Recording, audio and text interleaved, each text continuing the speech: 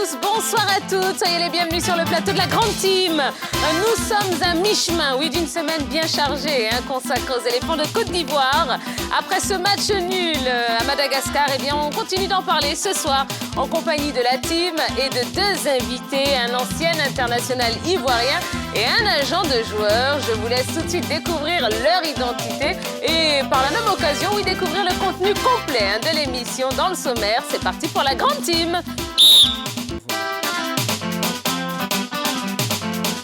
Au sommaire de la grande team, on fera le bilan des éléphants lors des 3e et 4e journées des éliminatoires de la CAN 2021. Qui sont les premiers qualifiés? Qui sont les premiers éliminés? Réponse et décryptage dans SULGT. Retour sur les matchs de ce mardi en résumé. Et pour passer en revue ce alléchant menu, deux invités, l'ex-footballeur Serge Yofou et Michael Nsho, l'agent de Nicolas Pépé. Et voilà, oui, une semaine qu'on continue d'aborder avec beaucoup de passion. Oui, vu qu'on parle évidemment de nos éléphants de Côte d'Ivoire. Et on aura évidemment une question sondage ce soir qui concerne la CAN 2021. Les éléphants sont-ils dans une position confortable par rapport à la qualification ? Eh bien, on attend de savoir ce que vous en pensez. Ça se passe, comme vous le savez, sur la page Facebook de la 3. Vous n'hésitez pas à nous laisser un maximum de commentaires, un maximum de réactions et puis un maximum de questions, pourquoi pas, à nos invités de ce soir. Serge Yofou, ancien international ivoirien, qui est déjà sur le plateau. Bonsoir, Serge. Bonsoir. Comment allez-vous? Ça va, ça va. Bon, très heureuse de vous retrouver. Moi aussi. Voilà, merci d'avoir accepté l'invitation. Et puis, dans un instant, Michael Nsho, agent de Nicolas Pépé, oui, sera également de la partie. Et puis, on n'oublie pas, les membres de la grande team. Bonsoir, Henri Jo. Bonsoir, Tia. Vous allez bien? Super bien. Et notre Roger Stéphane. Bonsoir, Tia. Ça va, vous aussi, la pêche? Oui, ça va bien. Les éléphants nous ont donné du courage, tout va très bien. Bon, c'est super. Allez, vous savez que cette semaine, elle est un petit peu particulière. Oui, on la consacre aux éléphants de Côte d'Ivoire, donc pas de LGT News. Non. On entre tout de suite dans le vif du sujet avec l'actu de ce soir.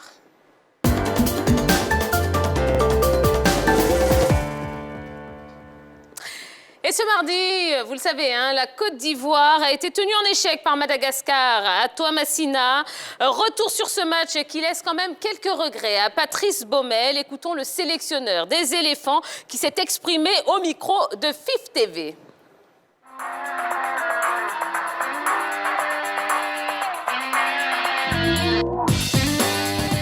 Si on nous avait dit qu'on viendrait faire match nul, peut-être qu'on aurait été satisfait. Mais au vu de la rencontre, je pense qu'on méritait les 3 points ce soir. On a fait une excellente première mi-temps. On a senti une équipe, un groupe bien en place, solide.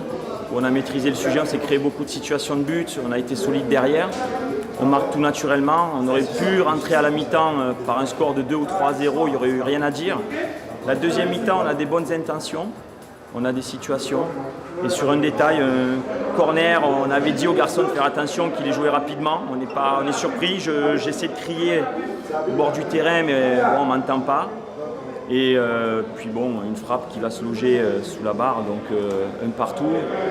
Mais je dirais que dans l'ensemble, on a fait un bon match, solide, avec des jeunes joueurs aussi, encore une fois, une équipe remaniée, mais qui m'a donné beaucoup de satisfaction.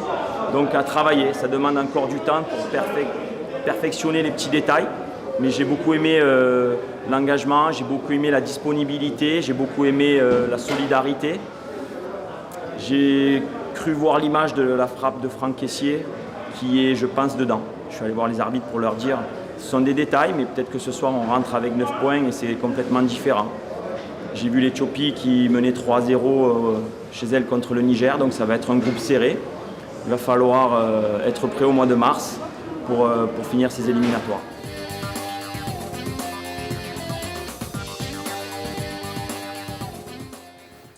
Alors avant de commencer à parler de cette déclaration de Patrice Baumel, je vous propose tout de suite d'accueillir sur le plateau de la grande team notre second invité, Michael Nsho. Il est tout simplement l'agent de Nicolas Pépé. Bonsoir Michael. Bonsoir. Comment allez-vous? Très bien, ça va. Bon, eh bien, merci en tout cas d'avoir accepté l'invitation. On est très heureux de vous recevoir. Moi, je suis ravi d'être là aussi. Bon, eh bien, ça tombe bien. Alors, on vient de voir, on vient d'entendre le sélectionneur des éléphants, donc Patrice Baumel. On sent quand même, un petit peu d'amertume. Je ne sais pas ce que vous en pensez, mais est-ce que vous êtes d'accord avec Patrice Baumel quand il dit qu'on aurait pu gagner ce match? Bon, Serge. ma foi, moi, je suis un peu sceptique sur ce match. C'est vrai qu'on aurait pu le gagner, surtout en première mi-temps. On a eu des occasions. Sangaré, il a eu la plus belle occasion en première mi-temps, mais malheureusement, on n'a pas su concrétiser. Alors que dans un match de foot d'une telle importance, c'est les occasions qui comptent. Oui. Mais malheureusement, bon, comme je l'ai dit, on n'a pas pu concrétiser, c'est le foot. Il faut faire avec, quoi. Oui. Anguijou. Même au-delà de l'action de Sangaré, même après l'égalisation des Malgaches, quand même, il y a eu de la place pour les éléphants pour essayer de marquer un deuxième but, notamment Franck Kessié par 2 fois avec cette frappe enroulée et ensuite la frappe sur la barre transversale. Et puis derrière, quand il y a eu aussi l'entrée d'Akpa Pro avec cette frappe qui, en 3 temps, a été prise par le portier Adrien, le Malgache. Donc, je peux dire qu'il y a eu de la place, en tout cas pour nos éléphants, pour remporter les 3 points de la victoire, notamment même en première mi-temps, comme il a évoqué, avec cette passe de Nicolas Pepe pour Sangaré, qui malheureusement, sa reprise passera à côté. Michael, qu'est-ce que vous en pensez? On aurait pu les prendre, ces 3 points? Oui, évidemment, on devait prendre les 3 points. Moi, je pense qu'on n'a pas été concret. C'est-à-dire, si on veut être une grande nation, on veut se qualifier, mais des matchs comme ça, il faut être des tueurs. C'est-à-dire, en premier mi-temps, on a l'opportunité de tuer le match.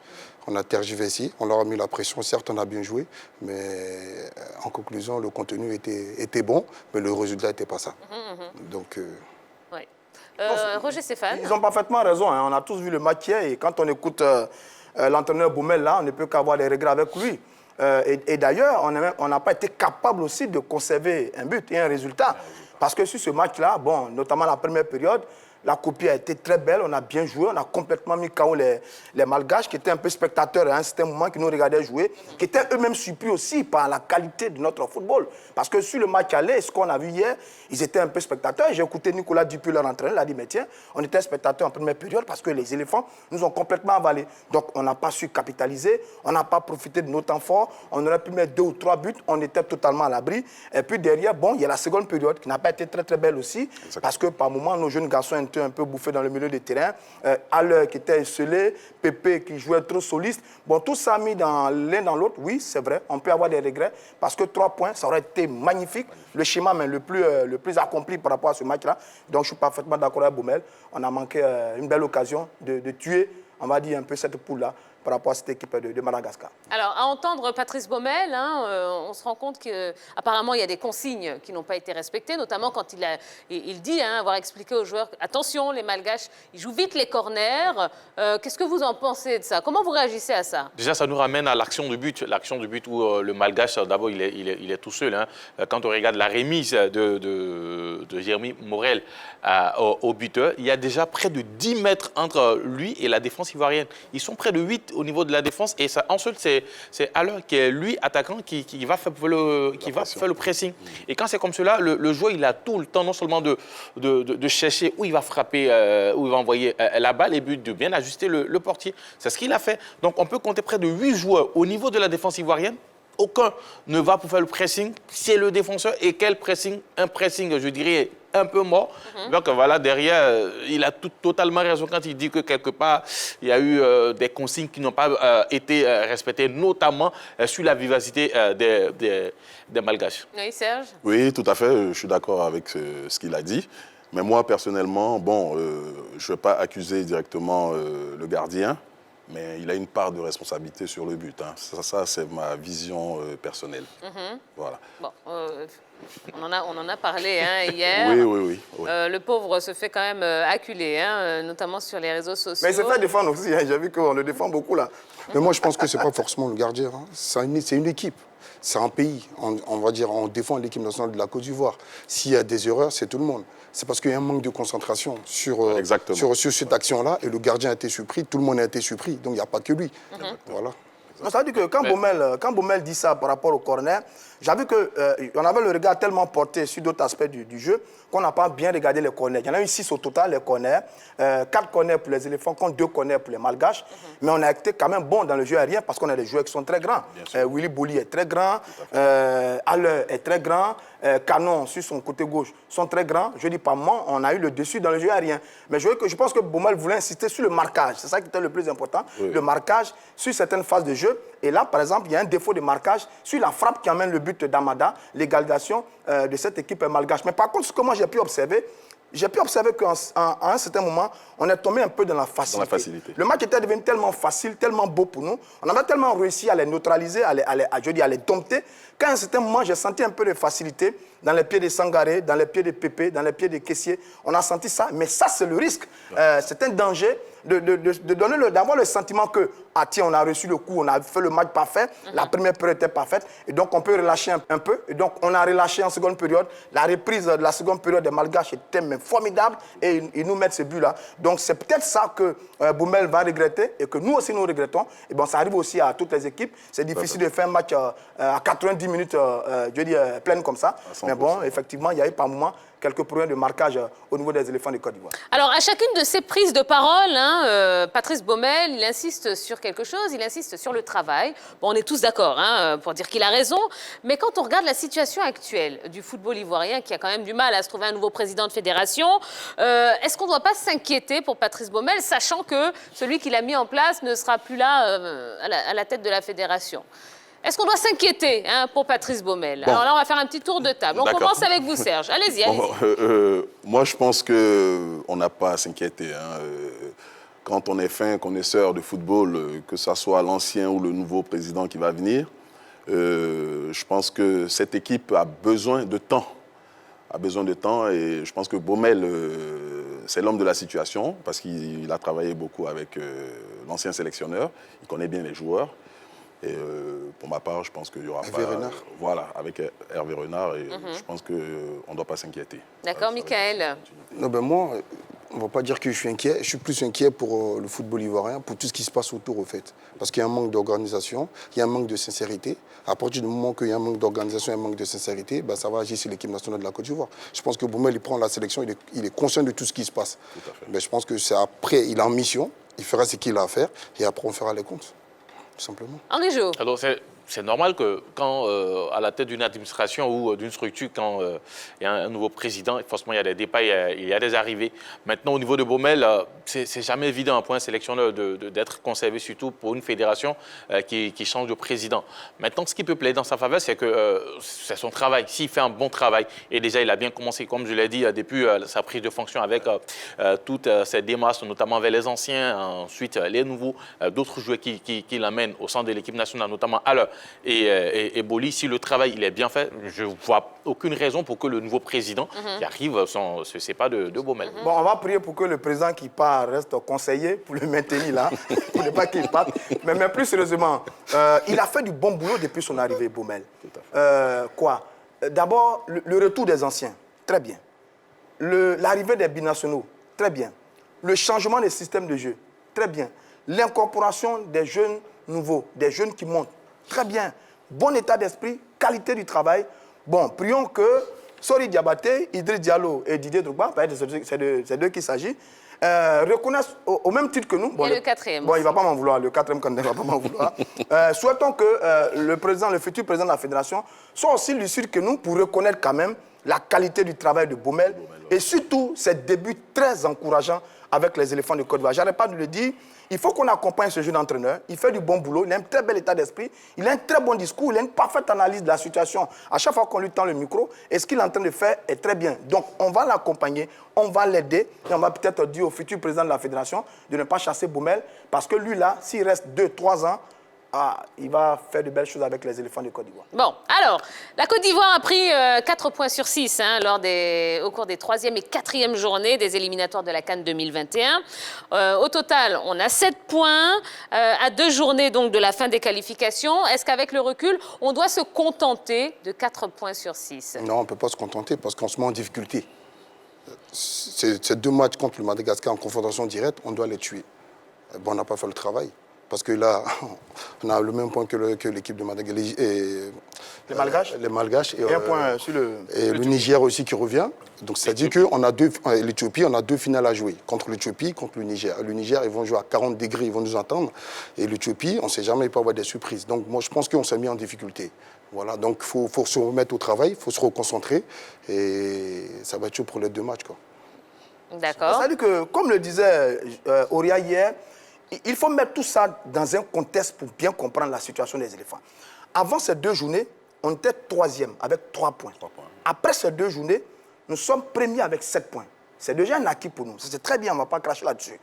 Ensuite, sur la confrontation directe entre les 2 équipes, c'est 6 points à prendre. On prend 4 face aux Malgaches, qui sont, je veux dire, les favoris avec nous dans cette poule.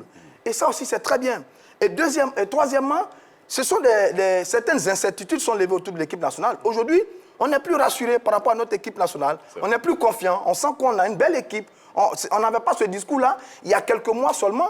On n'avait même pas ce discours avant les 2 confrontations face aux Malgaches. Donc, il y a un scénario qui change un peu en notre faveur. Et ça, c'est très bien. Il faut qu'on soit positif quand même. Parce que de là où on part et là où on est en ce moment, on est bien calé. Maintenant, le reste, c'est le calendrier. Bon, personne n'est qualifié, personne n'est éliminé. Il reste 2 matchs à jouer. À nous de gagner et de prendre les 6 points. Les autres aussi vont se battre pour prendre les 6 points. Et puis on verra au décompte final. Oui, mais vous êtes quand même d'accord, Roger Stéphane, pour dire qu'on aurait pu être dans une position un peu plus confortable. Je suis d'accord avec vous. Vous savez, le football, c'est jamais du 100%. Je suis d'accord avec vous. On aurait gagné, on aurait eu quoi 9 points. C'était bien, mais bon, 7 points. Oui, mais moi, je ne suis pas d'accord. Moi, je pense aussi que quand on prend l'histoire de l'équipe nationale de Côte d'Ivoire, on a toujours eu cette habitude d'être dans les éliminatoires. Et étant joueur, on a toujours eu cette pression. Et je pense que les jeunes joueurs qui sont là, ils savent ce qu'ils ont à faire. Ils ont l'expérience pour. Et moi, je ne m'inquiète pas personnellement. Je sais que les 6 points, on les prendra. Oui, oui. Mais on aurait pu, comme il a dit, se mettre à l'abri un peu plus tôt. Mais comme on aime la pression, bon, c'est la Côte d'Ivoire et c'est comme ça. Moi j'ai des joueurs à l'intérieur qui me disent certaines choses. Oui. Donc voilà, voilà, c'est ce que je dis. Je dis, franchement, on pouvait se mettre à l'abri, honnêtement. Et qu'on a tergiversé. Contre cette équipe de Madagascar, j'en ai des joueurs dedans. Je pense qu'on pouvait mieux faire, honnêtement. Pas se contenter de ce résultat-là. Une équipe comme la Côte d'Ivoire qui est en reconstruction, qui a des très très bons jeunes joueurs. Et je pense qu'on devait tuer ces 2 matchs-là en confrontation directe. Exactement.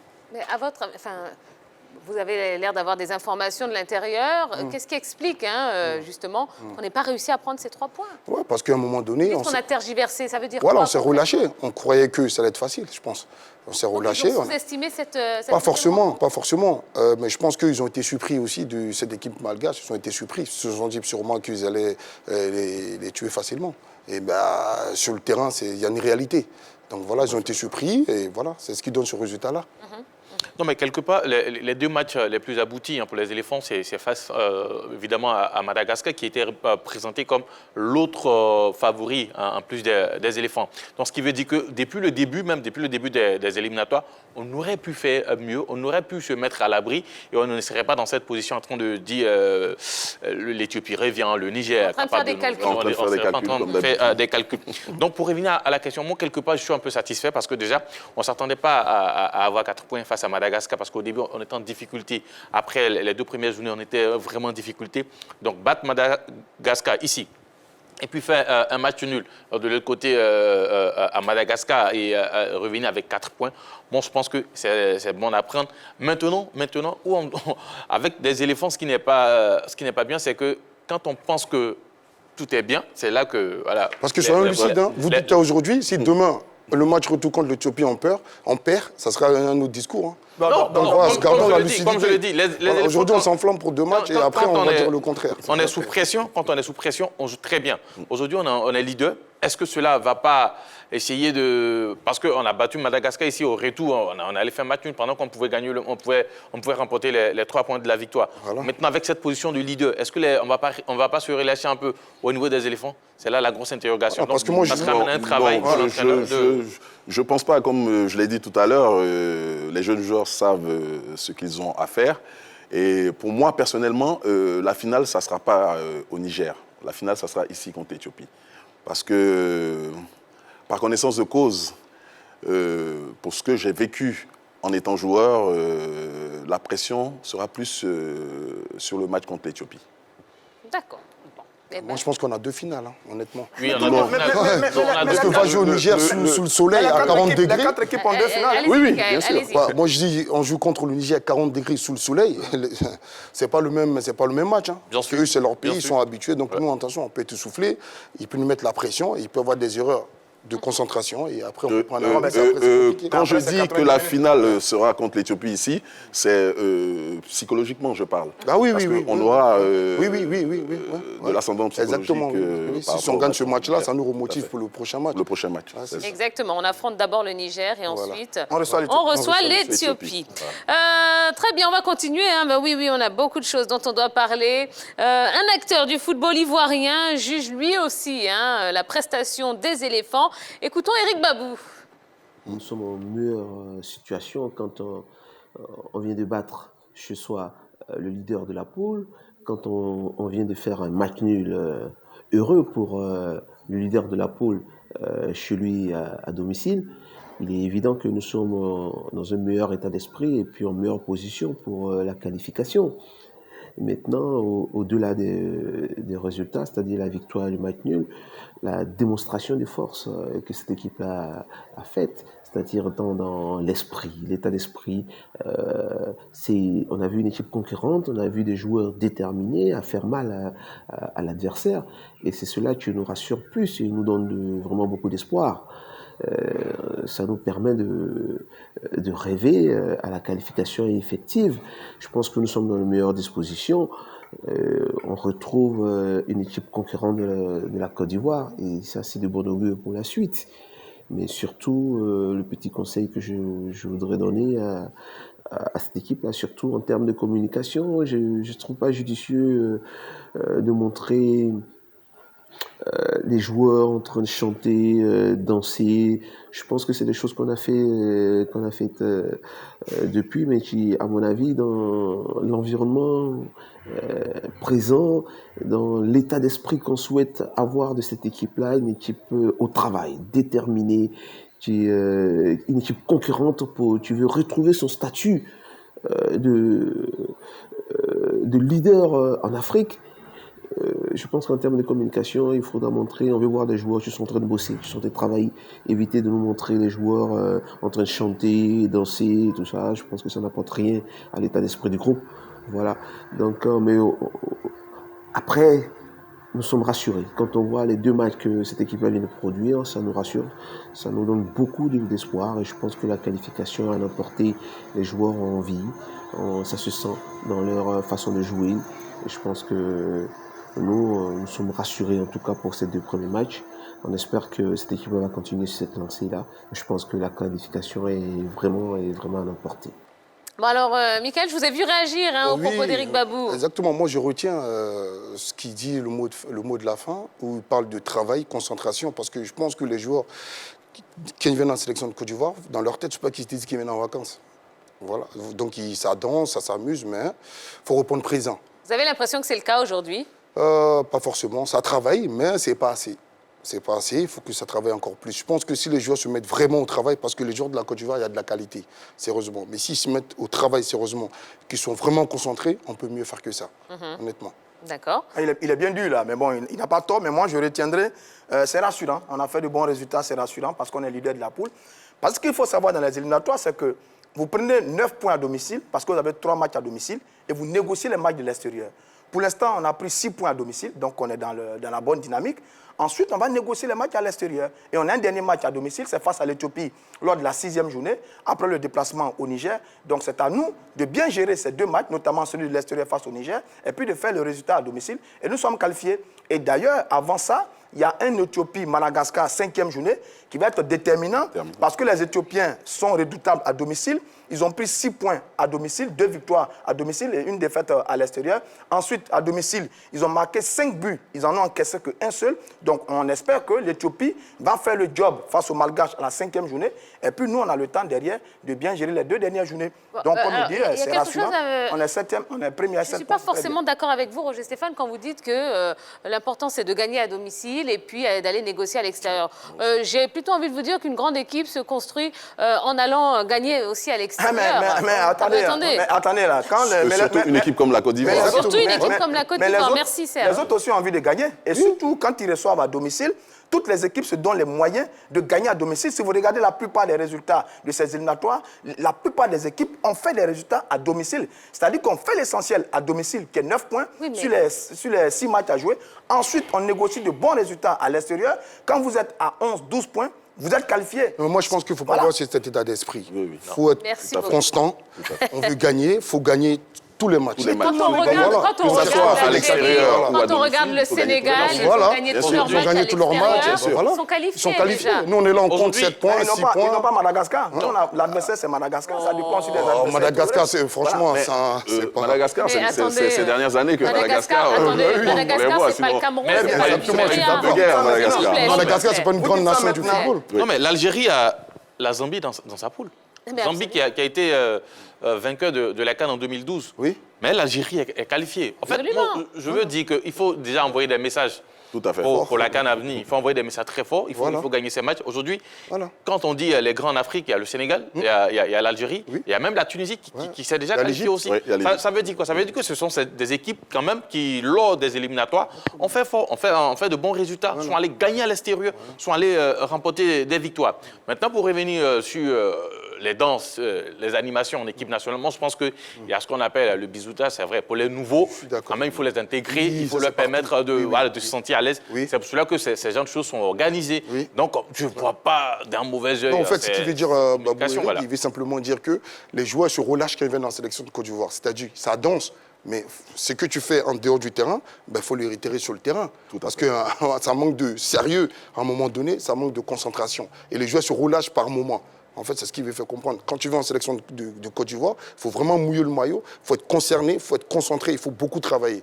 Dis-toi que quand tu joues en club et que tu es bon là-bas et que tu es meilleur, quand tu viens ici, il faut faire encore 4-5 fois plus. Encore plus. Quand tu te relâches ici, c'est ça, ça donne des résultats comme ça. Et ça, c'est une pratique qui a cours dans toutes les... Nous, on ne veut pas accepter ces pratiques-là. C'est-à-dire qu'il y a des moments de détente qui permettent aux joueurs de créer un esprit de famille, une ambiance familiale, une ambiance, une ambiance bon enfant, et qui détend les joueurs. Ça se fait partout. Seulement qu'aujourd'hui, il y a une communication qui est faite autour de ça. Sinon, lui, à son époque, ça se faisait. À l'époque de Laurent Pocou, ça se faisait. Seulement que la différence aujourd'hui, c'est que tout le monde voit ce qui s'est fait en interne par rapport au club. Mais ça, vous avez ça dans tous les clubs. Vous prenez toutes les grandes équipes au monde, ça se fait. Maintenant, votre discours sur les équipes qui doivent gagner absolument. Qu'est-ce qu'on disait il y a 2 journées? Il y a 2 journées, on était tous un peu apeurés de dire mais comment est-ce qu'on va s'en sortir par rapport à ces éliminatoires? Les Malgaches vont nous bouffer, ils sont excellents, ils sont invaincus, personne n'arrive à les battre. Mais 2 journées après... C'est vous qui le disiez. Non, mais c'est ce qu'on disait il y a 2 journées après. On fait de bons résultats. Tout le monde dit non, mais on aurait pu. Comment on peut avoir la chair de poule contre l'équipe de Madagascar? C'est par rapport à la qualité de l'équipe nationale de Côte d'Ivoire qu'on le dit. Mais moi, j'ai un joueur à l'équipe du Madagascar qui me disait qu'ils avaient peur de la Côte d'Ivoire. Jamais ils ont pensé dire oui, eux, ils vont avoir des frictions contre l'équipe de la Côte d'Ivoire. Au contraire, ils avaient peur. C'est un discours piège. Parce que j'ai écouté Nicolas Dupuis qui disait à chaque fois mais la Côte d'Ivoire fait peur. Et pour preuve, Nicolas Dupuis, l'entraîneur de Madagascar, rêvait de prendre ne serait-ce qu'un point face à la Côte d'Ivoire. On ne va pas tomber là-dedans.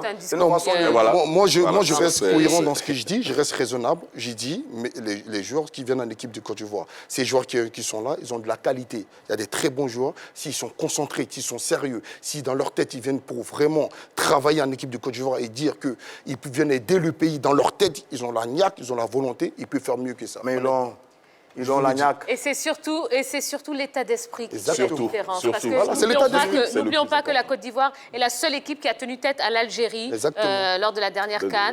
Donc à un moment, je pense vraiment qu'il a manqué quelque chose. Vous parlez de concentration. Je suis parfaitement d'accord avec vous, Michael. Voilà, la deuxième mi-temps, premier mi-temps, ils mettent la pression. Ça joue bien. L'équipe malgache ne se retrouve pas. En deuxième mi-temps, il y a un relâchement, il y a un but derrière.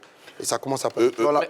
C'est la grosse, je dirais, c'est le gros problème avec les éléphants. Quand on pense que tout va bien, c'est là qu'ils relâchent un peu. Et puis derrière, l'adversaire prend confiance. Parce que dans ce match, que ce soit l'aller ou le retour, ce sont les Ivoiriens qui ont donné la confiance aux Malgaches. Bien sûr. Parce que quand le match commence ici, d'abord, on est un peu tétanisé. La première période est dominée par les Malgaches. Derrière, ils prennent, je dirais, cette ascendance, cette confiance-là. Et ben, derrière, ils opposent une résistance farouche aux éléphants.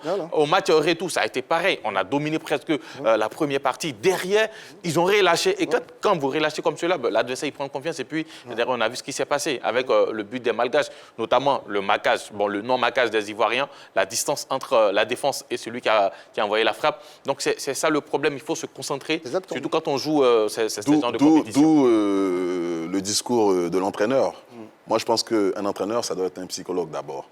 Je donne un exemple de l'équipe de France. Vous parlez de Baumel, hein? Oui. D'accord. Tout à fait. Je donne l'exemple de Didier Deschamps en équipe de France. La France a fait un très mauvais match contre la Finlande en match amical et ils se sont rattrapés tout juste après. Il y a tellement Didier Deschamps a su monter sa troupe, il a su parler C'est-à-dire quand tu vas en équipe de ses France, joueurs, voilà. quand tu viens jouer en équipe de France, mais tu ne viens pas pour te relâcher. Ah non. C'est que tu fais en club, tu le fais 10 fois en équipe de France parce qu'il y a des joueurs derrière, tu rigoles ta place, tu perds ta place. C'est pour ça que je dis en équipe de Côte d'Ivoire, on va dire, il y a certains joueurs, on a l'impression qu'on ne peut pas les déloger. Vous voyez? Et alors que quand tu sais qu'il y a le feu derrière, et si tu joues, tu peux perdre ta place, je pense qu'ils vont se battre. Donc, et d'ailleurs, excusez-moi, Roger Stéphane, et d'ailleurs, Baumel lui-même l'a dit, hein, il a dit si on était parti pour ramener un point, on aurait pu se contenter du nul. Ça veut dire qu'il partait vraiment pour gagner à la base. Mais évidemment, il y avait de la place pour gagner, on a de la qualité pour gagner. C'est-à-dire que le problème que vous posez, soit qu'on a tous constaté que dans cette équipe des éléphants, il y avait des joueurs qui étaient un peu des meubles, qui ont le sentiment qu'ils sont un peu intouchables. Il faut peut-être les secouer un peu. On a parlé hier, on a parlé de Beau, on a parlé de Serge Aurier, on a parlé de Nicolas Pepe, des joueurs qu'il faut secouer un peu pour leur permettre d'être aussi efficaces en club qu'en équipe nationale. Mais tous les problèmes que vous posez, toutes les équipes qui jouent dans tous les matchs de football, on ne le souhaite pas, mais il y a toujours un relâchement. On peut constater qu'avec les éléphants, oui, par moment, il y a beaucoup de relâchement et c'est un peu dérangeant. Sur le premier match, l'entraîneur dit aux garçons, mais messieurs, vous n'avez pas envie de jouer? Réveillez-vous, jouez au football. Quand ils se sont réveillés, en seconde période, on a fait un match extraordinaire. En seconde période, sur la manche. Maintenant, sur le deuxième match, l'entraîneur fait des modifications. L'entraîneur fait des modifications. Nous tous, on voit l'équipe jouer. On est séduit par la qualité du jeu, exactement comme on a envie de voir nos éléphants jouer. Maintenant, en 90 minutes, face à une équipe malgache qui est à domicile, qui joue devant son peuple, qui joue devant son chef d'État, l'équipe se révolte en début de seconde période parce qu'elle doit se révolter, parce qu'elle a un résultat à faire à domicile. On est un peu acculé, mais après, on reprend le jeu en main. On a la possibilité, avec la frappe des caissiers, de mettre un deuxième but. On a la possibilité, avec l'action de la part pro, de mettre un troisième but. Oui, on a joué, mais on ne va pas remettre en cause les deux prestations des éléphants de Côte d'Ivoire sur ces deux matchs, parce que dans la position actuelle, on est très bien placé, on est bien parti pour se qualifier pour cette CAN. Personne n'a remis en cause la prestation des éléphants. On parle du résultat. Et on parle juste du fait qu'on aurait pu, on avait toutes les possibilités, on avait toutes les capacités de ramener 3 points. Mais c'est un exemple, tu joues contre l'Algérie, tu rates des occasions comme ça, tu prends un but derrière, tu perds, tu rentres chez toi, tu t'es éliminé. Comment tu fais? Donc il faut montrer les défauts, ce qu'ils ont fait de bien, ce qu'ils n'ont pas fait de bien. Dans la constance du match, ils ont été cohérents, mais ils ont manqué de concentration, ils ont manqué de réalisme devant. Notamment en seconde période. Voilà. Allez, le mot de la fin en ce qui concerne cette question. Moi, j'ai fait un constat depuis la dernière CAN. Si vous remarquez bien, l'équipe nationale de Côte d'Ivoire s'adapte à son adversaire. Il élève son niveau de jeu par rapport à l'adversaire. Et notre meilleur match de la dernière CAN, c'était face à l'Algérie. Voilà, c'est par rapport à l'adversaire que... Absolument. La puissance monte. Voilà. Allez, petite pause pour rappeler aux téléspectateurs qu'hier, la 3 vous a offert à 12h15 un plateau spécial d'avant-match, Madagascar-Côte d'Ivoire. Et au cours de ce plateau, vous avez été invité à pronostiquer sur la rencontre pour gagner un maillot original des éléphants de Côte d'Ivoire. Il fallait aller sur notre page Facebook officielle pour laisser un pronostic en commentaire. Ensuite, inviter vos amis à liker. Et enfin, partager la publication. Et au bout de ce processus, je vous le disais hier, nous avons eu un gagnant. Il s'agit de Jean de Dieu Kwame, logisticien résident à Yopougon. Il n'a pas pu effectuer le déplacement. Et bien, dans un instant, il nous a envoyé, c'est sa sœur, oui, il me semble que c'est sa sœur, qui va arriver sur le plateau de la grande team pour récupérer son lot. Voilà, ça va se faire dans quelques minutes. Alors, on a posé quand même une question aux Ivoiriens. Les éléphants sont-ils dans une position confortable par rapport à la qualification? Eh bien, voici ce que vous avez répondu. La Côte d'Ivoire peut vraiment aller loin, vu la performance du premier match. Le deuxième match, je n'ai pas vraiment aimé, mais je sais qu'avec la nouvelle génération qui est là, ça peut aller. Oui, les éléphants sont dans une position confortable parce que déjà, on a eu à gagner chez nous, faire un match nul à l'extérieur. Bon, pour moi, on peut se qualifier. Nous sommes, si je ne me trompe pas, nous sommes premier ou deuxième avec 7 points. Bon, pour moi, oui, on peut se qualifier. Avec le jeu qu'on a déjà, on peut se qualifier. Je dis non, puisque à propos, au niveau de la défense, il y a une petite défaillance. Quand la défense est à l'aise, le gardien se retrouve bien. Si la défense n'est pas bien organisée, le gardien ne peut pas se sentir à l'aise. C'est quand la défense est bien organisée, l'équipe peut aller de l'avant. Sinon, à propos des attaquants ou autres, ça va, mais la défense, il y a une grande défaillance.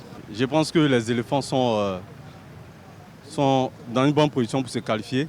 D'abord parce que nous avons une nouvelle génération de joueurs et on sent en eux que vraiment ils ont envie d'apporter quelque chose dans cette équipe nationale. Chacun a envie quand même de faire parler de lui et de gagner cette place-là. Avec cette combativité, avec les anciens qui sont là comme Gervinho, Gradel et autres, je pense qu'avec l'expérience, tous ensemble, l'équipe ira loin. Voilà, donc ça c'est l'avis recueilli un petit peu au hasard dans les rues d'Abidjan. Je vais vous poser également la même question ici sur le plateau. Donc les éléphants sont-ils dans une position confortable par rapport à la qualification? Roger Stéphane. Bon, ils ont dit la même chose que moi. Oui, on est dans une position confortable pour se qualifier. On est leader de la poule avec 7 points. C'est nous qui sommes les premiers désormais. Nous sommes les patrons de cette poule. Et comme on dit couramment dans le jargon du football, on a notre destin en main. Sur les 2 dernières journées, chaque équipe a un match à l'extérieur et un match à domicile. Eh bien, l'équipe qui aura réussi ou bien qui réussira à gérer ces 2 matchs, c'est cette équipe-là qui va se qualifier pour la phase finale de cette Coupe d'Afrique des Nations de football. Et donc, maintenant, on a notre destin en main, ce qui n'était pas le cas avant ces 2 journées, parce qu'il fallait considérer des mauvais résultats de nos adversaires pour espérer. Et là, maintenant, c'est nous qui sommes les patrons. Et ils sont tout à fait d'accord avec moi. Je suis d'accord avec eux. Oui, on est en très bonne position pour se qualifier. On a fait de très bons résultats, notamment ces 2 matchs face à l'équipe de Madagascar. Moi, je suis embêtée parce que j'ai l'impression que Roger Stéphane dit tout et son contraire dans l'émission. Vous dites qu'on a notre destin en main, mais il y a 2 minutes, vous étiez en train de nous expliquer qu'il fallait attendre les résultats non, vous n'avez pas bien compris. Je vous explique Éthiopie. bien. Non, vous n'avez pas bien compris. Bon, allez-y. Alors, je vous explique bien. Il y a 2 journées, on devait attendre les résultats des adversaires. 2 journées après, c'est nous qui sommes les patrons. Vous avez bien compris maintenant? J'ai très bien compris. C'est exactement ce que je voulais dire. Donc maintenant, on a notre destin en main. On a 2 matchs à jouer. Si on gagne les 2 matchs, nous sommes qualifiés. Toutes les équipes ont un match à jouer à l'extérieur et à domicile. Donc nous, pour l'instant, c'est nous qui sommes les premiers. Et donc, sur les 2 dernières journées, 3e et 4e journée, face à l'équipe de Madagascar, on a fait de très bons résultats. Donc finalement, notre position n'est pas si confortable que ça. Voilà. Très clair. Qui veut prendre la parole? Parce que... Moi, personnellement, Allez-y, j'ai pas de doute. Je sais qu'on va prendre les 6 points qui restent. J'ai confiance aux éléphants. Étant moi-même ancien éléphant, ils ont la capacité de le faire et ils le feront. Non, mais bon, comme je vois cette équipe-là, je suis confiant, honnêtement. Je sais qu'on peut se qualifier, franchement, si on est sérieux, si on est concentré. On a une bonne place. Et comme il a dit, on a notre dessin entre les mains. À nous de voir. C'est clair. C'est vrai, on a notre destin entre les mains, mais il faut qu'on se rappelle de quelque chose. Les 2 équipes qui nous ont posé des problèmes dans ces éliminatoires-là, ce sont ces 2 équipes qui restent. Le Niger qui a failli nous battre à Abidjan et puis l'Éthiopie qui nous a battus en Éthiopie. Donc on va jouer face à ces 2 équipes. On craignait Madagascar, on a vu ce qui s'est passé face à Madagascar, on les a battus, on allait prendre un match nul et maintenant ça sera face au Niger qui nous a créé des difficultés et à l'Éthiopie qui nous a battus. Donc c'est là que le dur va commencer. Est-ce qu'on a une position confortable? Je ne pense pas. Très belle remarque. J'ai bien envie de vous donner mon brassard. Là. Je ne pense pas. Ouais, allez. Voilà. Bravo. Je ne pense pas. Ouais, belle remarque. Mettez-le à l'endroit. Bravo pour le brassard. Dans l'autre sens. Voilà, c'est encore mieux. Pas mal, hein, Henri-Jo, ce soir. Ouais, c'est pas mal, c'est pas mal. Bon, allez, prochain rendez-vous pour les éliminatoires de la CAN 2021 en mars. La Côte d'Ivoire va au Niger, donc ça se passera le 22 mars. Avant de recevoir l'Éthiopie le 30. Calendrier favorable pour les éléphants, selon vous? Michael? Oui et non. Ça dépend de nous. Oui ou non? Oui, si on fait ce qu'il y a à faire, si on est concentré, si on est concentré, si on travaille et qu'on fait ce qu'il y a à faire, pas de problème. Après, si on se relâche, on peut être surpris derrière. Hein. OK. Oui, bon, je pense que le calendrier sera favorable, surtout au Niger. Il va falloir qu'on ait un résultat positif là-bas pour accueillir le dernier match tranquillement à Abidjan. Mais ce ne sera pas évident quand même. Hein. Vous aviez évoqué les 40 degrés. J'ai la foi. Vous avez la foi. Bon, OK. Mathématiquement, le Niger n'est pas éliminé. Donc, c'est une équipe aussi qui est toujours en course pour se qualifier. Ouais. Et je vais prendre les mots de Michael. Les 40 degrés, la chaleur au Niger, ça peut compter. Et si, par exemple, les Ivoiriens, pour moi, si les Ivoiriens jouaient à Abidjan avant de se déplacer, peut-être c'était un peu bien. Mais on va partir au Niger, on ne sait pas ce qui va se passer là-bas. Ensuite, on reçoit pour la dernière journée l'équipe de l'Éthiopie qui, jusqu'à présent, sincèrement, la surprise de la poule, ça va être super compliqué. Donc, pour moi, je ne pense pas qu'on ait un très bon calendrier sur ces 2 derniers matchs. J'avoue que moi, je pense tout à fait le contraire. Hein. Ouais. Tout à fait le contraire. La 5e journée, on va au Niger. On va au Niger pour jouer là, pour la 5e journée. On a le temps de voir le résultat. Et puis, pour le dernier match, on reçoit chez nous à Abidjan, à domicile. C'est-à-dire qu'on a une demi-finale pour la 5e journée face au Niger. Et puis, on a la finale à Abidjan. Donc, on a le temps de voir. On a voilà, on a, si vous voulez, 2 finales. Mais on a notre dernier match à Abidjan. C'était plus compliqué d'avoir le dernier match à l'extérieur. Ça, c'est plus compliqué. Mais là, on a le dernier match à Abidjan. Ce sera face à l'Éthiopie. Et on aura le temps de voir le match de la 5e journée entre l'Éthiopie et le Niger. Parce que c'est entre l'Éthiopie et Madagascar. C'est ça le match le plus important. Il y a les Malgaches qui se déplacent en Éthiopie pour la 5e journée. Donc ce match-là nous permet d'être assis et de bien observer par rapport à la 6e journée. Et en 6e journée, on reçoit l'équipe de... Non, dites-le, Henri-Jo, dites-le, on joue le Niger, on fait pas un bon résultat. Madagascar bat Éthiopie. Ensuite, on reçoit l'Éthiopie pour le dernier match. Ça sera compliqué. Donc finalement, on est chez nous à domicile. Mais ce n'est pas une garantie. Jouer à domicile, ce n'est pas une garantie. Ça ne garantit pas la victoire. Vous donnez le sentiment que les éliminatoires, c'est une messe de dimanche. Ce n'est pas une messe de dimanche. Les éliminatoires, c'est 6 matchs. 6 matchs à disputer. Vous recevez à domicile, vous déplacez à l'extérieur. Ben, toutes les équipes font des petits calculs. Et les bons petits calculs, comme je l'ai dit tout à l'heure, c'est d'assurer tous les résultats à domicile. 9 points. Ensuite, vous avez 9 points à prendre à l'extérieur. Sur les 9 points à l'extérieur, si vous en prenez 3 ou 4, vous êtes qualifié. Pour l'instant, on a pris 3 points à l'extérieur. On a pris 1 point à l'extérieur. Super. C'est très bien. Ensuite, il nous reste quoi? 2 matchs à jouer à l'extérieur. Donc, sur les 2 matchs à jouer à l'extérieur, même si on accroche 2 autres points là-bas, je pense qu'on est bien parti. Donc, enfin, c'est pas à l'extérieur. Bon, je dis, ouais, je me mélange un peu dans les matchs à l'extérieur. Voilà, parce que normalement les grandes nations. Vous voulez ma calculatrice, je vais rectifier. Ah oui, parce que voilà, je suis un peu tout seul contre tout le monde. Non, ça veut dire quoi?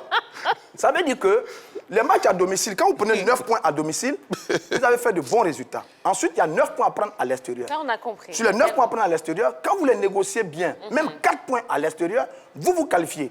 Et c'est exactement dans cette logique qu'on est. On va voir là, donc, et puis on va faire de bons résultats. On a presque tous les mêmes points. 7, 6 et 3. C'est ce que je dis. Donc, personne n'est dans une position confortable. Moi, je pense que pour éviter tout calcul, il va falloir gagner les 2 matchs et ne pas s'occuper... Mais c'est intéressant qu'il s'agit. On arrête les calculs de 9 points, 6 points pour gagner. Il faut gagner les 2 matchs qui restent. Tout le monde veut gagner. Tout calcul, oui, bien sûr. Tout le monde veut gagner, non? Mais occupons-nous de nous d'abord, la Côte d'Ivoire, de gagner les 2 matchs qui restent. Le reste... Donc finalement... On n'a pas notre destin en main. Ah si, Non, Ah, ben voilà. Allez, merci. On a notre destin en main. On a notre destin en main, tiens. Mais ça va être compliqué. On a notre destin en main, tiens. Allez, je vous l'annonçais il y a quelques instants, le gagnant, en tout cas la représentante du gagnant du jeu pronostic d'hier, elle est là, elle est sur... elle est pas très loin, ouais, elle est en train de faire ses échauffements, voilà. Elle fait son entrée sur le plateau de la grande team. Elle s'appelle Dorcas Bongo. Bonsoir, bonsoir. Vous allez bien? Ça va. Allez, approchez. Voilà, j'ai bien mangé avant l'émission, donc ça devrait aller. Alors, vous venez récupérer donc, le lot de votre frère, c'est ça? Oui. Qui a gagné, donc Oui. Jean de Dieu, n'est-ce pas? Oui. D'accord. Qu'est-ce que vous faites dans la vie? Je suis caissière. Caissière. Bon. Et vous suivez un petit peu le football? Oui, un peu. Un peu? Ouais. Vous avez suivi le match d'hier? Oui. Et qu'est-ce que vous avez pensé des éléphants? Ils ont bien joué ou pas? Ouais. Moyen? Ouais. Ils peuvent mieux faire? Oui. D'accord. Ils ont leur destin entre les mains? Oh, bon. Non, c'est bon, je ne vais pas vous faire ça. Non, je sais pas. Je peux pas, je sais pas. Bon, ben, en tout cas, voilà, au nom de toute l'équipe de la 3, eh bien, vous lui remettrez ça. Il a gagné un super maillot officiel des éléphants de Côte d'Ivoire. Je vous laisse le déplier. Voilà, faites-le voir à toute la nation entière qui est en train de nous regarder. Voilà, et bien Jean de Dieu, c'est pour vous. Votre sœur vous ramène ça à la maison et puis on vous embrasse très, très, très, très fort. Voilà, merci Dorcas. Merci. Au plaisir. Merci. Merci bien. Eh bien, on peut l'applaudir quand même, attendez. Ah ben oui, encourageons-la quand même. Allez. On va marquer une première courte pause dans cette émission. On va se retrouver dans un instant pour parler encore, oui, des éliminatoires de la CAN 2021.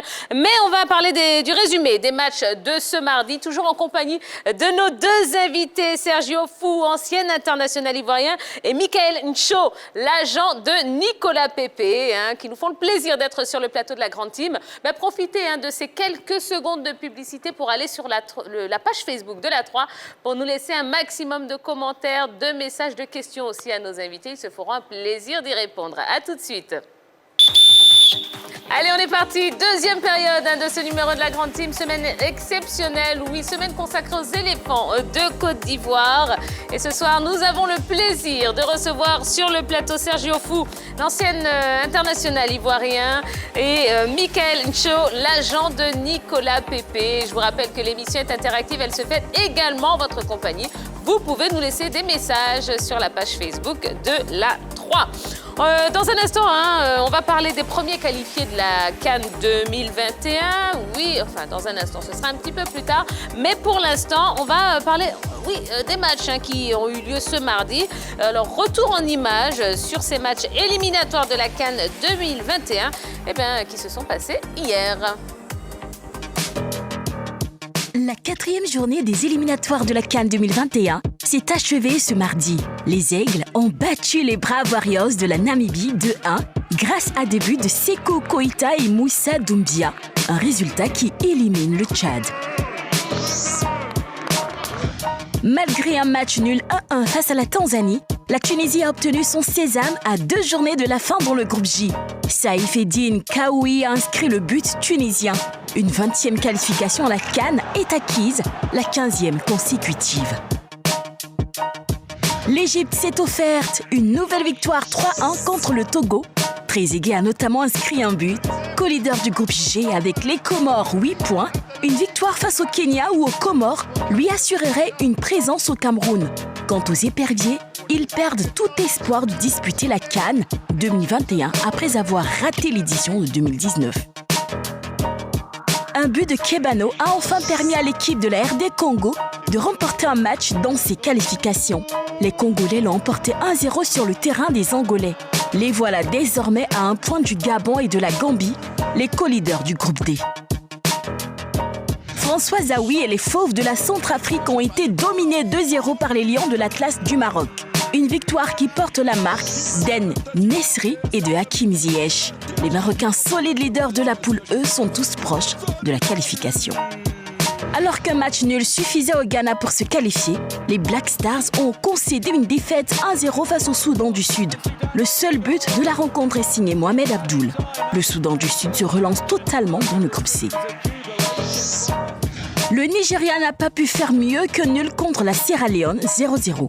Les Super Eagles restent premiers de la poule L, mais désormais avec un seul point d'avance sur le Bénin, qui a aussi concédé un nul 0-0 contre le Lesotho. 0-0, c'est également le score entre le Cap-Vert et le Rwanda, dont le groupe F composé du Cameroun, qualifié d'office, et du Mozambique. Tout reste possible pour les requins bleus, troisième du groupe, mais à condition de trouver le chemin de la victoire. Dans le groupe K, l'Éthiopie, avec désormais 6 points, a réalisé une belle opération en battant le Niger 3-0 pour se rapprocher du duo de tête Madagascar-Côte d'Ivoire.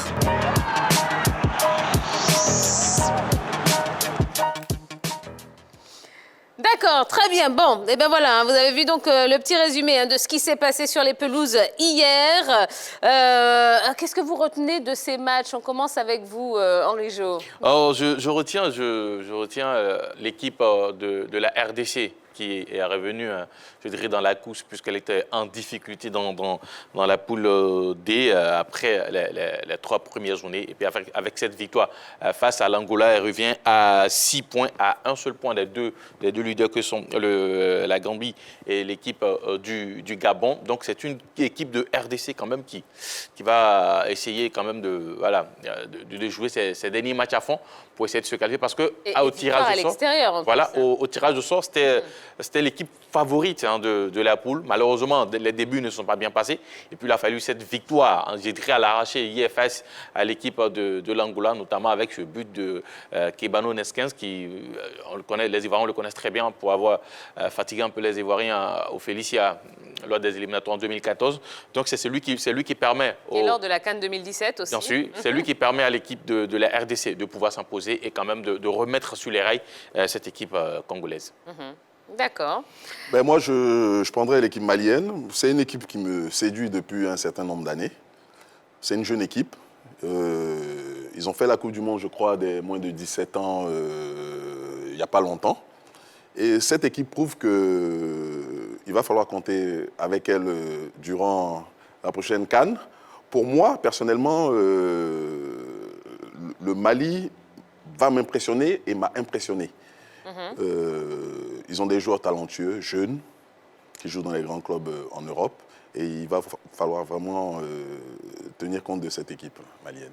D'accord. Oui, en tout cas, c'est une très bonne équipe du Mali parce que après le match de la Guinée qui avait pris la tête de la poule A, il fallait à l'équipe malienne s'imposer du côté de la Namibie pour reprendre les rênes de la poule. C'est ce qu'ils sont partis faire en terre namibienne. Ça n'a pas été facile, mais derrière, il y avait aussi la possibilité pour cette équipe namibienne de pouvoir grimper dans le classement. Donc, une équipe malienne qui, on se rappelle, lors de la CAN précédente, a posé pas mal de difficultés à l'équipe ivoirienne. C'est vrai, on les a éliminés dans un match un peu bizarre des éléphants, mais bon, derrière, on réussit à les éliminer. Mais on a vu de très belles choses, les Moussa Marega, les Guinépo et autres joueurs. Exactement. Voilà.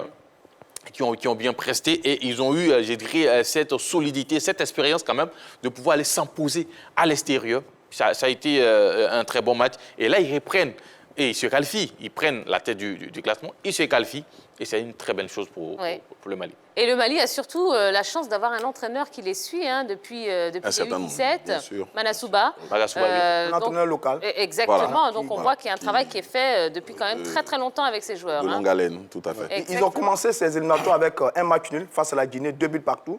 Et puis après, ils ont enchaîné 3 victoires consécutives qui leur donnent 10 points.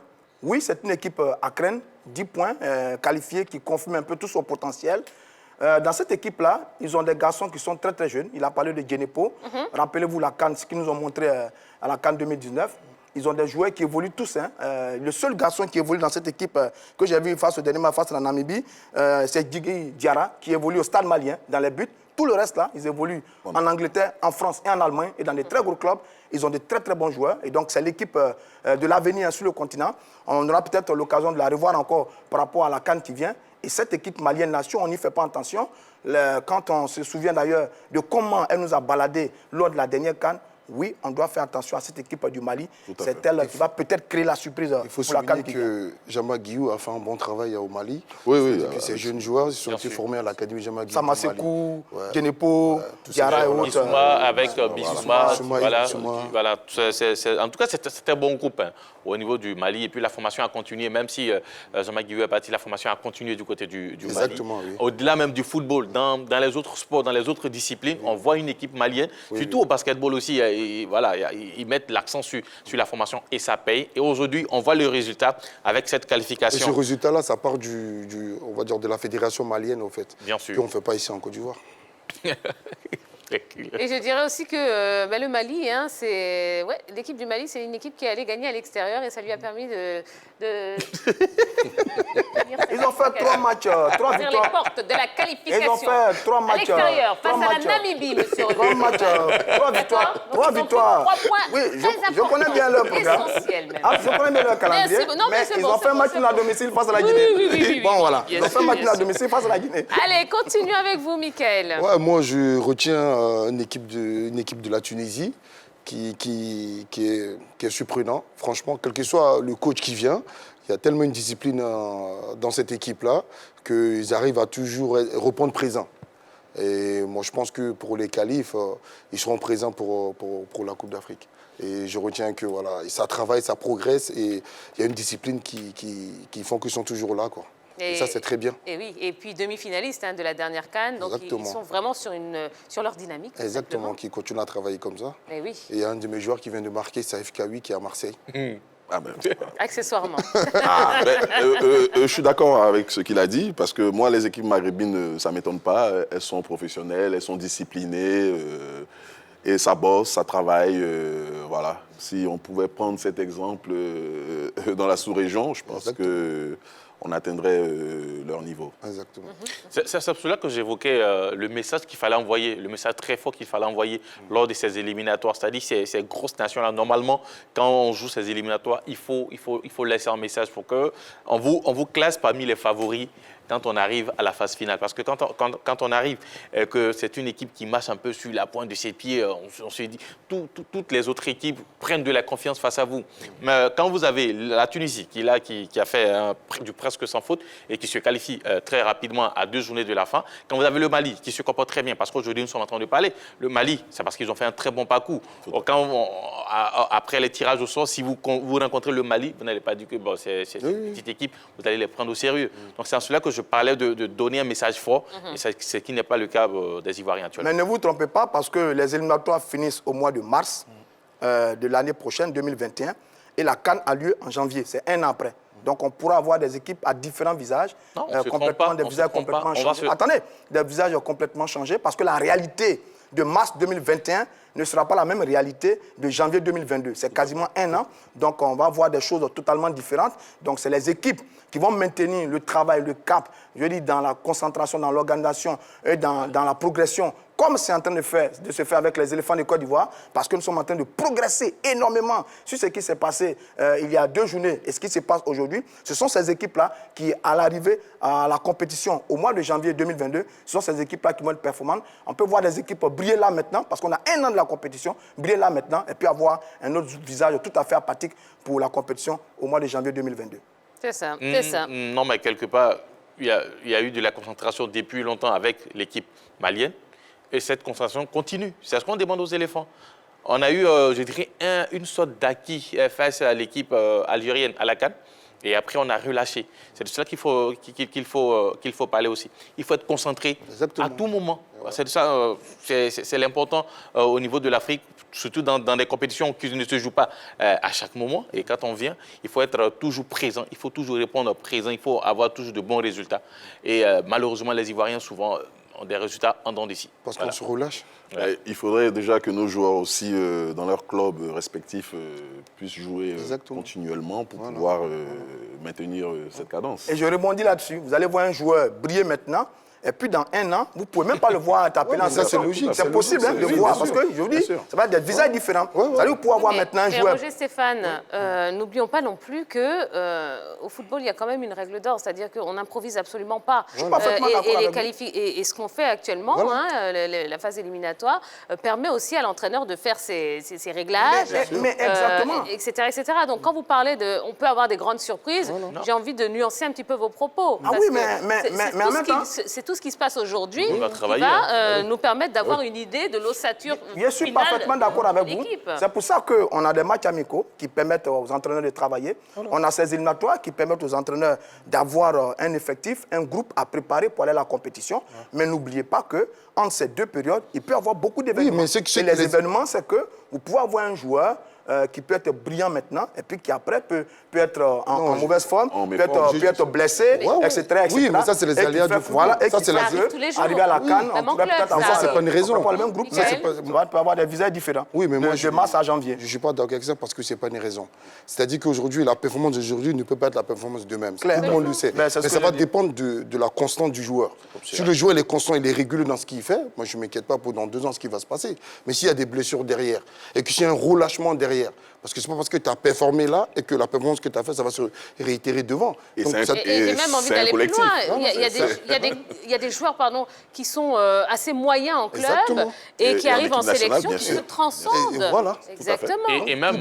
Gosso. Ouais, exactement. Voilà ce qu'il a fait en club de Eh témoin. ben voilà. Et parlant de travail, voilà, l'exemple parfait, c'est Ronaldo, qui, depuis le début de sa carrière, et même avec l'âge qu'il a aujourd'hui, on ne sait pas à quel moment il va s'arrêter parce qu'il continue de travailler. De travailler, voilà. C'est le travail, moi, la je prends constance, aussi c'est le un sérieux. exemple d'Olivier Giroud, par exemple. Voilà, en équipe Olivier, de France, voilà. Oui. Qui se fait ne allumer joue tout le pas temps, en mais il club, est toujours, il en répond équipe présent. nationale de France. Voilà. Il est toujours présent, il marque les buts. Et il a marqué d'ailleurs hier contre à la fait. Suède. Voilà, Eh ça oui. dépend du mental, le sérieux Ça dépend. et tes objectifs à court et long terme. sûr, tout à Si fait. vraiment tu veux être un joueur de classe mondiale, tu ne vas pas choisir tes matchs ou tu choisis tes matchs en sélection. Alors, Tu qui vas peut- tout faire pour être régulier. Alors, qui parmi nous peut garantir le visage d'une équipe de maintenant par rapport au début de la compétition en 2022? Mais qui entre nous peut Personne ne peut garantir garantir ça. aujourd'hui Voilà. Qui entre nous peut garantir aujourd'hui que demain on va se coucher et on va se réveiller en bonne santé?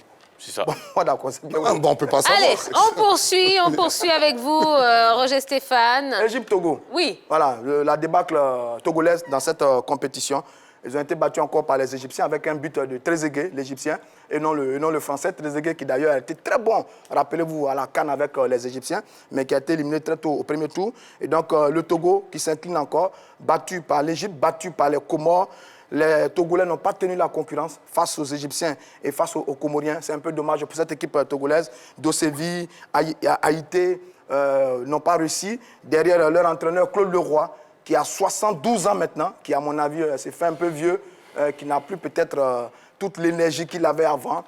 Certaines sources disent qu'il a fait un travail extraordinaire au plan local en termes de réorganisation, mais le résultat n'a pas suivi. Malheureusement pour les Togolais, ils font quasiment partie des premiers éliminés de ces éliminatoires de la CAN qui aura lieu du côté du Cameroun. Mais honnêtement, est-ce que Claude Leroy pouvait faire de la magie Non. Moi, je pense qu'aujourd'hui, au Togo, il y a un problème. Depuis le départ d'Adebayor, ils n'ont pas su reconstruire l'équipe parce qu'il avait tellement un poids dans cette équipe-là et qu'ils n'ont pas géré son départ. Et il n'y a pas eu de relève. Il n'y a pas de relève. Donc, ils sont en reconstruction et ça manque de talent, honnêtement. Et Claude Leroy, même si c'est un magicien, mais je ne pense pas qu'il pourra faire grand-chose. Avec ses 70 ans, qui est un peu affaibli par rapport à l'âge, ça va être difficile pour lui.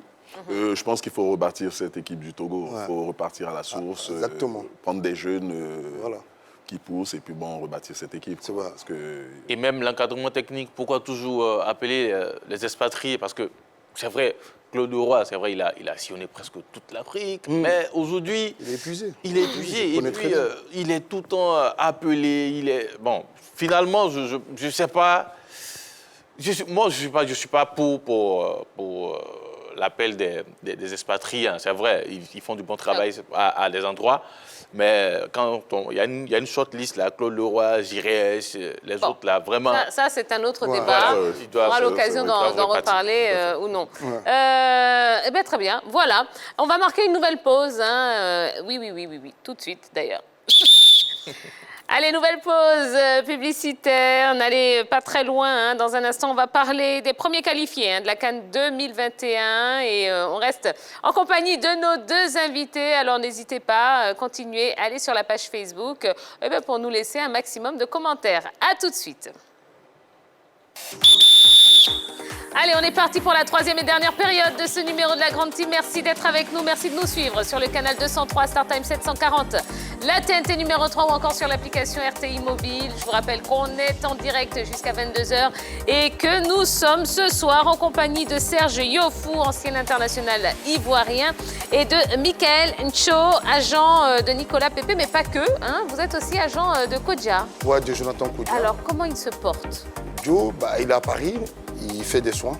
Ouais. Et il doit passer des IRM pour voir un peu comment ça se passe. Et pour l'instant, il est là, il fait des soins, on verra bien ce qui se passe. On attend les résultats. Vu qu'il y a le Covid et tout, pour prendre des rendez-vous, c'est un peu compliqué. Et là, on attend de voir. D'accord. Eh bien, en plus, il est en train de nous suivre ce soir. Oh oui, donc, on lui je fait un pense bien, gros oui. coucou. Voilà, et puis prompt rétablissement à Jonathan Kodja. J'espère qu'il nous parlera de Nicolas Pepe après. Oui, il n'y a pas de souci. Il nous déçoit un peu à l'équipe là. Il n'y a pas de On en problème. parlera tout à l'heure. Oui, on en parlera. Bon, je ne sais pas si c'est à l'ordre du jour, mais en tout cas, nous, je sais qu'on va continuer à parler de la CAN 2021, on va parler des premiers qualifiés. Et justement, au terme des 4 premières journées des éliminatoires, on connaît les 5 premiers qualifiés pour la CAN 2021. Ils rejoignent le Cameroun, pays organisateur, donc le Cameroun plus 4 autres pays.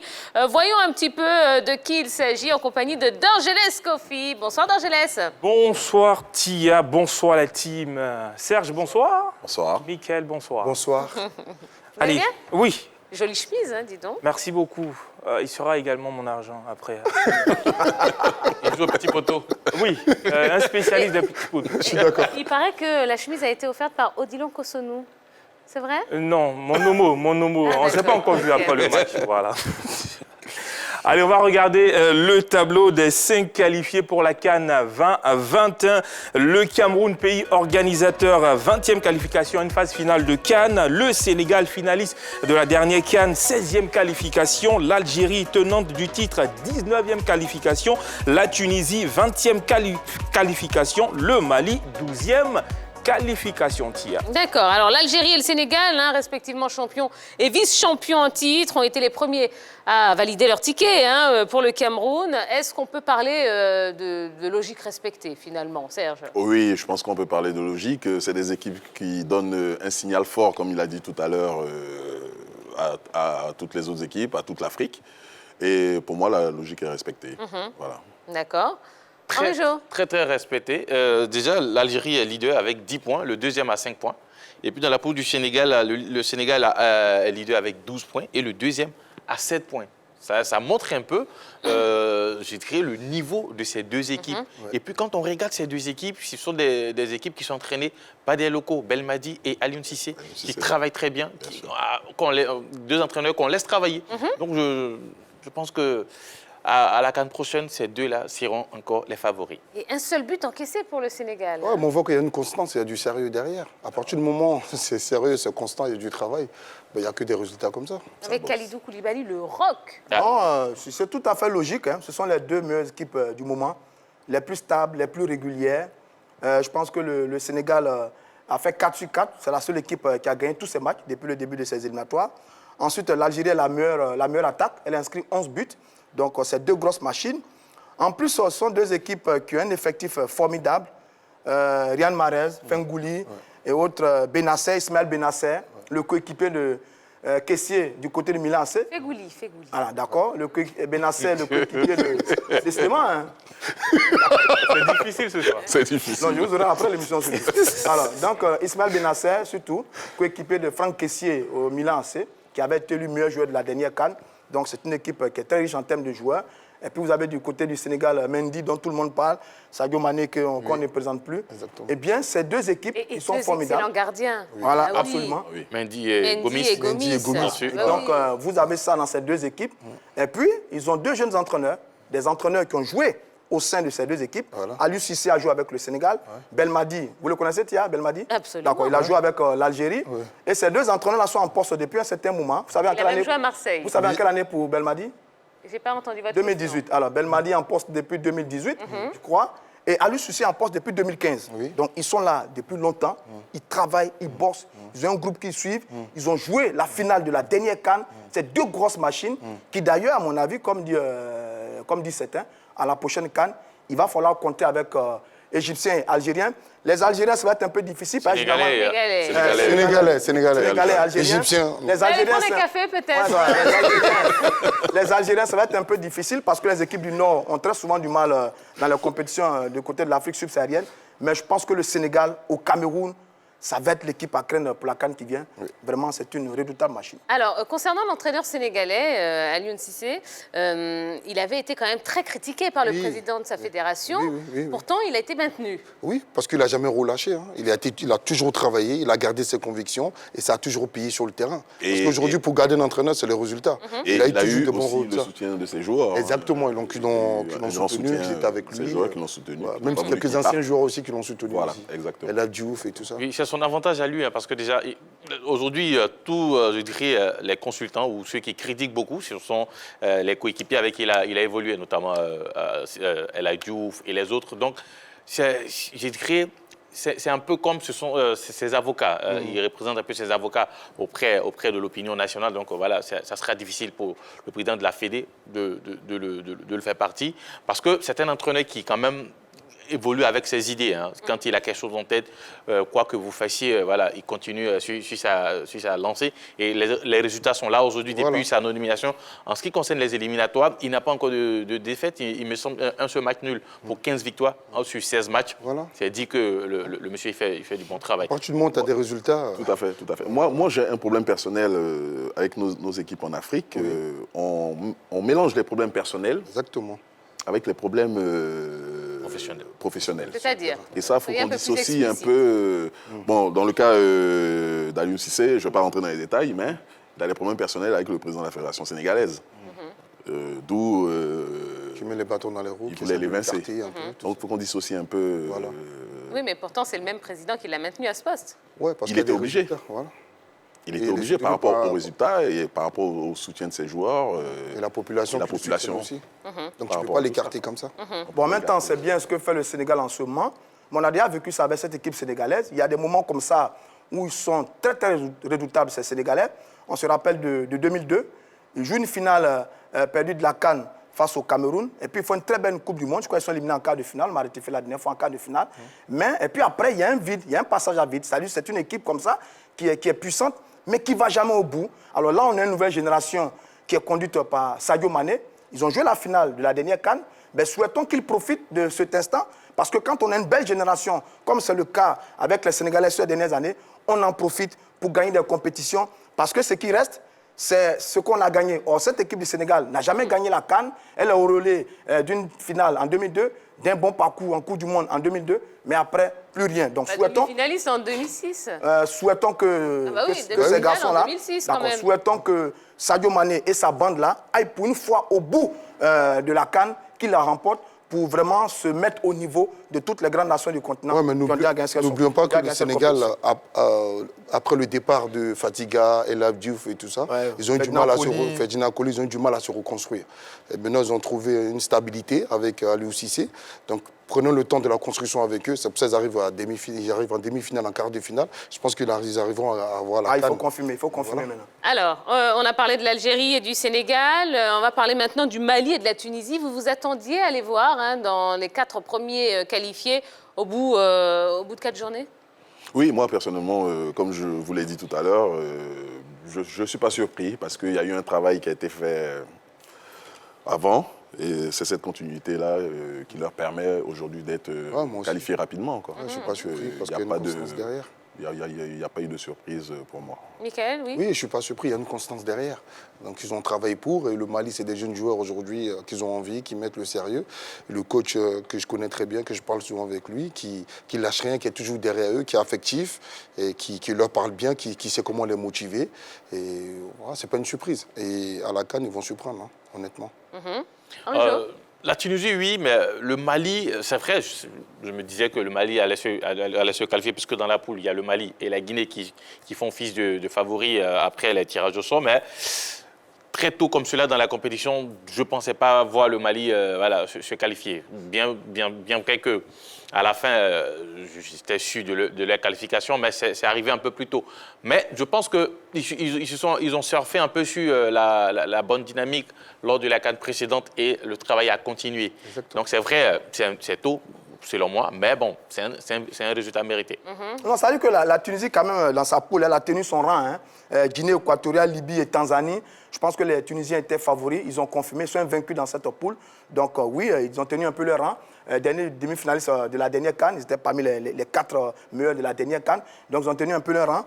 Bon, c'est tout à fait justifié pour eux. Et puis on a parlé tout à l'heure du Mali. Le Mali, c'est peut-être un peu ma surprise. Parce que le Mali, ils sont très jeunes. L'équipe malienne est très, très jeune. Je peux voir tout à l'heure l'effectif du Mali. Sur le dernier match face à la Namibie, il y avait un seul joueur qui avait 29 ans. Pour le reste, vous avez des garçons de 18 ans, 22 ans, 21 ans. Au moyen d'âge, 22 ans. Voilà, donc une équipe relativement jeune, mais qui sait jouer au football. Oui, mais... C'est-à-dire qui a toutes les, je dis comment, qui a tous les rudiments et toutes les recettes du football. Parce que beaucoup formés dans une académie, beaucoup évoluant dans des grands clubs en Europe, donc forcément, ça donnait de la qualité et du potentiel dans le jeu de cette équipe malienne. Ça leur donne de l'envergure, ça leur donne de l'assurance, parce qu'ils sont habitués au haut niveau de la compétition. Et ça s'est confirmé, mais j'avoue que c'est vraiment ensemble depuis la sélection cadette. Exactement. Voilà. Ils ont été formés ensemble. 17 ans, je suis d'accord. Depuis ils ont 17 ans, ils sont ensemble. La Coupe du Monde cadette. Ils se connaissent tous. C'est des potes. Ils ont grandi ensemble. Voilà, ils ont grandi. Comme l'Académie Jama Guiou avec la Côte d'Ivoire. Bien sûr. C'est pareil. Ils se connaissent les yeux fermés, ils peuvent mettre le ballon dans le dos, c'est que l'autre est là-bas. Donc ça ne surprend pas. Donc ça paye. Exactement. Alors on va voir le classement dans les groupes des 5 pays déjà qualifiés d'Orgelès. Oui, tiens, on va commencer avec le groupe F, le groupe du Cameroun. 10 points pour les Camerounais. Deuxième, Mozambique, 4 points. Cap-Vert, troisième, 4 points. Rwanda, quatrième avec 2 points. 9e attaque des éliminatoires, 7 buts marqués. Groupe I, le groupe du Sénégal, 12 points pour les Sénégalais. Deuxième, Congo, 7 points. Guinée-Bissau, 3 points. Et Swatini, 1 point. 4e meilleure attaque des éliminatoires. Groupe H à présent, le groupe de l'Algérie, 10 points, Zimbabwe, 5 points, Botswana, 4 points, Zambie, 3 points, meilleure attaque des éliminatoires, les Fennecs avec 11 buts marqués. Groupe J à présent, Tunisie, 10 points, Guinée équatoriale, 6 points, Tanzanie, 4 points, Libye, 3 points, 7e meilleure attaque des éliminatoires avec 7 buts marqués. Et puis on va terminer avec le groupe A, le Mali en tête avec 10 points, Guinée, 8 points, Namibie, 3 points, Tchad, 1 seul point, 10e meilleure attaque des éliminatoires. Les Aigles du Mali ont marqué 7 buts hier. D'accord, merci beaucoup d'Orgelès. Alors, il reste encore des places à prendre dans ces groupes. Quelles équipes vous voyez accompagner les 5 autres au Cameroun? Serge? Bon, moi je vois la Guinée. Parce que c'est une équipe à peu près comme le Mali. C'est des jeunes qui sont ensemble, qui ont évolué ensemble, qui se connaissent. Je les vois bien suivre le Mali à la CAN. C'est la seule équipe qui a réussi à accrocher le Mali dans sa poule. Accrocher le Mali en plus. Voilà. D'accord. Ouais, techniquement, ils sont bons, sérieusement. Moi, j'associe les Guinéens à l'équipe malienne parce que c'est à peu près la même qualité de jeu, des jeunes joueurs à fort potentiel. Techniquement, ils sont bons. Pour moi, ils peuvent accompagner. Ils ont un bon sélectionneur aussi, Didier Six. Oui, Didier Six, oui, un très très bon sélectionneur qui sait travailler avec des jeunes aussi, qui sait comment les mettre en confiance. Donc, je ne suis pas inquiet pour la Guinée. D'accord. Roger Stéphane. Il y a une poule de la mort, là, le groupe C. Le Ghana à 9 points, l'Afrique du Sud à 9 points et le Soudan à 6 points. Ah, ça va être compliqué dans cette poule. Bon, léger avantage aux Ghanéens et aux Sud-Africains. Sur la prochaine journée, je vois l'affiche là.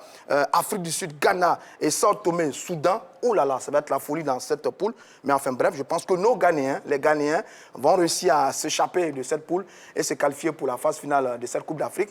Parce qu'on aimerait bien voir le Ghana en Coupe d'Afrique. Les frères Yéhou, les héritiers de Abedi Pelé, on aimerait bien les voir à cette carte. Donc je pense que le Ghana et l'Afrique du Sud sont assez bien partis pour se qualifier. D'accord. Et vous, Henri Jo? Mais là où c'est encore plus serré, c'est dans la poule D. On a Gambie qui a 7 points, Gabon 7 points, République démocratique du Congo 6 points.